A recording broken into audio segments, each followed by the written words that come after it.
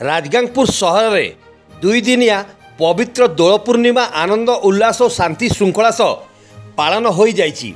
गुरुवार राति में होलिका दहन हेबा परे शुक्रवार दिन में सहरवासी एक अपर को विभिन्न रंग बिरंगी अबीर प्रदान कर अभिनंदन जणाइथिले।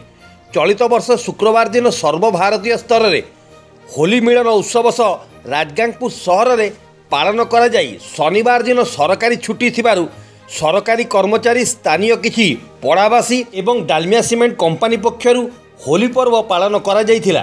क्रमागत दुई दिन होली पर्व पालन जोगु होली उत्सव में किछिटा फिका पड़ जाइथिबा परिलक्षित होइथिला। आईन श्रृंखला को दृष्टि में रखी राजगांगपुर एसडीपीओ श्री विभूतिभूषण भोई, थाना अधिकारी श्री मनोरंजन प्रधान सहर थिबा समस्त गली पड़ा छकठारे पेट्रोलिंग व्यवस्था कड़ाकड़ी करथिले। अबकारी विभाग पक्षरु शुक्रवार संध्या समय समस्त विदेशी मद दुकान और भाटी सील करा जाइथिला। सुंदरगढ़ जिला राजगांगपुर देवव्रत मित्र रिपोर्ट, क्रांति ओडिशा।